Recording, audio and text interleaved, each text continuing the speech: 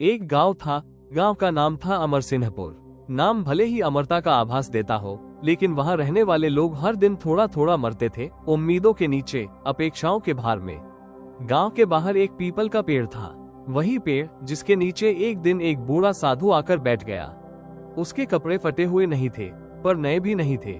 उसके पास कोई झोला नहीं था, फिर भी ऐसा लगता था जैसे उसके पास सब कुछ है।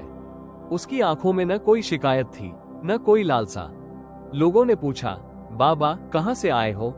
बूढ़े ने मुस्कुराकर कहा, जहाँ से तुम आए हो और जहाँ तुम जाओगे। लोग हंस दिए, उन्हें लगा कोई पागल साधु है। उसी गांव में रहता था श्याम। उम्र लगभग 35 वर्ष, कंधों पर जिम्मेदारियों का पहाड़, बूढ़ी माँ, पत्नी, 2 छोटे बच्चे और एक छोटा सा खेत। श्याम सुबह से रात तक काम करता, फिर भी मन में एक सवाल हर रोज उठता, मैं इतना करता हूँ, फिर भी कोई मेरा क्यों नहीं? माँ कहती, बेटा बुढ़ापे में सहारा देना तुम्हारा फर्ज है। पत्नी कहती, मेरे मायके वाले ज्यादा अच्छे हैं, तुम कुछ नहीं करते। भाई कहता, जमीन में मेरा भी हिस्सा है। बच्चे मांगते, पापा बाकी बच्चों जैसा खिलौना चाहिए। श्याम सबके लिए जी रहा था, पर खुद के लिए सांस लेने का समय भी नहीं था। एक दिन श्याम ने साहस करके कहा, मैं भी इंसान हूँ, थक जाता हूँ। माँ ने तुरंत जवाब दिया, हमने तुम्हें पाला है, अब तुम्हारी बारी है। पत्नी ने ताना मारा, दुनिया में देखो लोग कितना कमा रहे हैं। भाई ने हंसकर कहा, इतना भी क्या थकना? श्याम चुप हो गया, क्योंकि उसे सिखाया गया था, जो ज्यादा सहता है वही अच्छा इंसान होता है। पर कोई यह नहीं बताता कि ज्यादा सहने वाला सबसे पहले टूटता है। उस शाम श्याम थका हुआ पीपल के पेड़ के नीचे बैठ गया। वही बूढ़ा साधु वहां ध्यान में बैठा था। साधु ने आंखें खोली और पूछा, क्या खो दिया तुमने? श्याम चौंका, मैं? हाँ, तुम्हारी आंखों में कुछ खोया हुआ है। श्याम पहली बार फूट पड़ा। उसने सब बता दिया, अपनी मेहनत, अपनी उम्मीदें और लोगों की बेरुखी। बूढ़ा साधु शांति से सुनता रहा, फिर बोला, दुख इस बात का नहीं है कि लोग मतलबी है, दुख इस बात का है कि तुम उनसे निस्वार्थ होने की उम्मीद करते हो। श्याम को जैसे किसी ने थप्पड़ मार दिया हो। साधु ने जमीन से एक सूखा पत्ता उठाया। ये पत्ता क्यों गिरा? उसने पूछा। श्याम बोला, क्योंकि इसका समय पूरा हो गया। साधु मुस्कुराया, नहीं, यह इसलिए गिरा क्योंकि इसने यह उम्मीद छोड़ दी कि पेड़ इसे हमेशा पकड़े रखेगा। फिर वह बोला, बुद्ध कहते हैं, जहां अपेक्षा है वहां दुख निश्चित है। श्याम चुप था। पहली बार किसी ने उसकी समस्या की जड़ छुई थी। श्याम बोला, लेकिन बाबा, अगर हम उम्मीद ही न रखें तो रिश्ते कैसे चलेंगे? साधु ने उत्तर दिया, रिश्ते प्रेम से चलते हैं, लेन देन से नहीं। फिर उसने कहा, इस दुनिया में 3 तरह के लोग होते हैं, लेने वाले, देने वाले, देखने वाले। तुम देने वाले हो, साधु बोला, और देने वाले हमेशा थकते हैं, क्योंकि उन्हें कोई यह नहीं सिखाता कि कब रुकना है। श्याम की आंखों में आंसू आ गए। साधु ने अंत में कहा, याद रखो श्याम, इस मतलबी दुनिया में कोई किसी का नहीं होता, लेकिन इसका अर्थ यह नहीं कि दुनिया बुरी है। इसका अर्थ है कि हर कोई अपनी पीड़ा का केंद्र खुद है। जब तुम ये स्वीकार कर लोगे, तब कोई तुम्हें तोड़ नहीं पाएगा। साधु उठा, धीरे धीरे जंगल की ओर चल दिया। श्याम देर तक वहीं बैठा रहा। उस दिन उसे पहली बार समझ आया, दुख लोगों की बेरुखी से नहीं, अपनी उम्मीदों से आता है।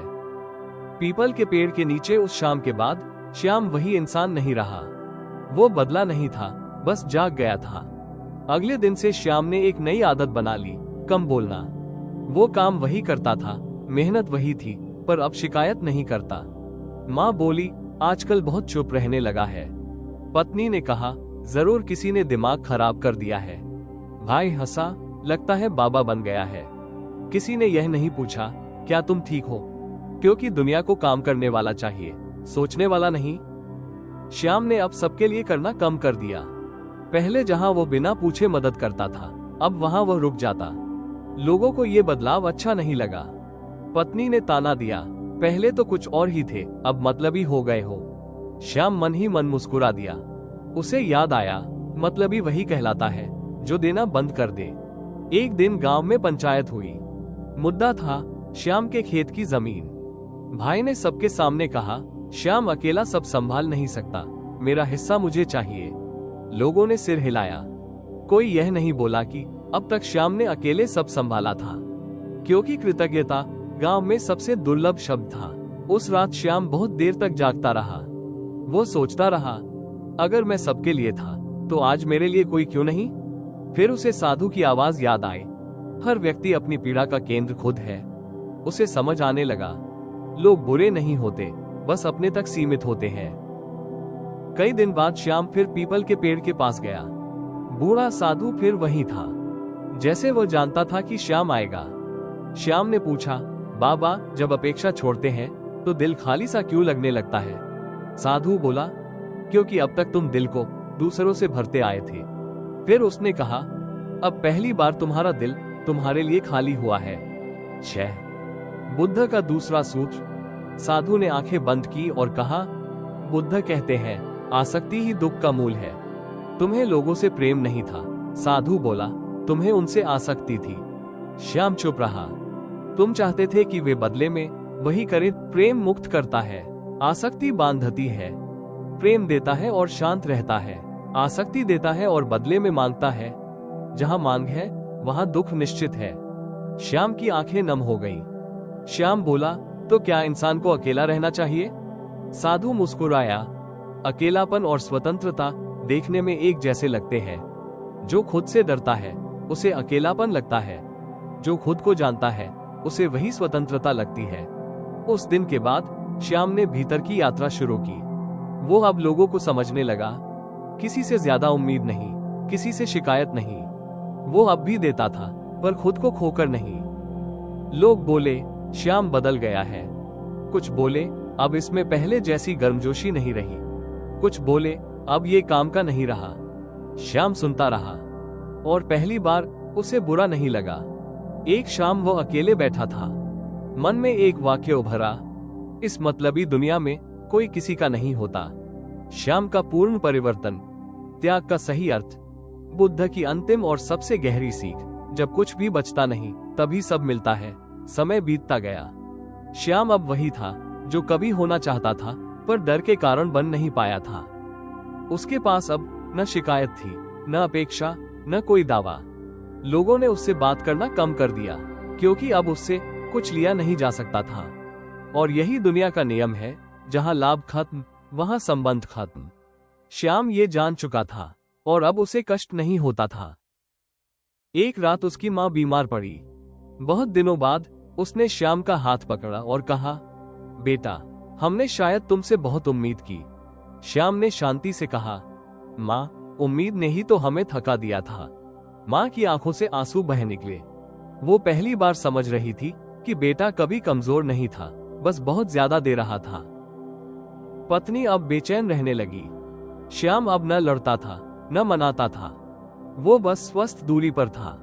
एक दिन उसने पूछा, क्या तुम्हें मुझसे फर्क नहीं पड़ता? श्याम ने उत्तर दिया, अब फर्क पड़ता है, लेकिन बंधन की तरह नहीं, स्वीकृति की तरह। यह उत्तर पत्नी समझ नहीं पाए, क्योंकि जिसे बंधन की आदत हो उसे स्वतंत्रता ठंडी लगती है। कई महीनों बाद श्याम फिर पीपल के पेड़ के नीचे गया। बूढ़ा साधु वहीं बैठा था। श्याम ने झुककर प्रणाम किया। अब कैसा है मन? साधु ने पूछा। श्याम बोला, हल्का है, खाली है, डर नहीं लगता। साधु मुस्कुराया। साधु बोला, बुद्ध कहते हैं जब तुम कुछ नहीं चाहते तभी तुम्हें सब मिल जाता है। तुम अब किसी के नहीं हो। साधु बोला, इसलिए अब तुम्हारे हो। श्याम की आंखें भर आईं। श्याम बोला, क्या यही त्याग है बाबा? साधु ने उत्तर दिया, त्याग छोड़ने का नाम नहीं है। त्याग उस पकड़ को छोड़ना है जो तुम्हें दुख से बांधती है। तुम घर में रहो, परिवार में रहो, लेकिन यह मत सोचो कि कोई तुम्हारा है। जब ये भ्रम टूटता है तभी जीवन शुरू होता है। अगली सुबह पीपल के नीचे कोई नहीं था। साधु चला गया था, लेकिन अब श्याम को उसकी आवश्यकता नहीं थी, क्योंकि जो शब्द साधु ने कहे थे वो अब श्याम की मौन चेतना बन चुके थे। गांव वही था, लोग वही थे, मतलबीपन वही था, पर अब श्याम अलग था। अब कोई ताना उसे घायल नहीं करता था। अब कोई अपेक्षा उसे बांध नहीं पाती थी। एक शाम श्याम अकेला बैठा था। हवा चल रही थी, पीपल के पत्ते गिर रहे थे। उसने आंखें बंद की, मन में अंतिम सत्य उभरा, इस मतलबी दुनिया में कोई किसी का नहीं होता। फिर मुस्कुराया, और यही सबसे सुंदर सत्य है, क्योंकि जब कोई किसी का नहीं होता तब कोई बोझ नहीं होता। जब कोई किसी का नहीं होता तब प्रेम शुद्ध होता है। जब कोई किसी का नहीं होता तब आत्मा स्वतंत्र होती है। ये कहानी किसी श्याम की नहीं है, ये हर उस इंसान की है जो ज्यादा देता है, ज्यादा सहता है और अंत में खुद को खो देता है। यदि आपने भी कभी सोचा है मैं इतना करता हूं फिर भी कोई मेरा नहीं, तो बुद्ध का उत्तर याद रखिए, कोई किसी का नहीं होता और यही सबसे बड़ी करुणा है।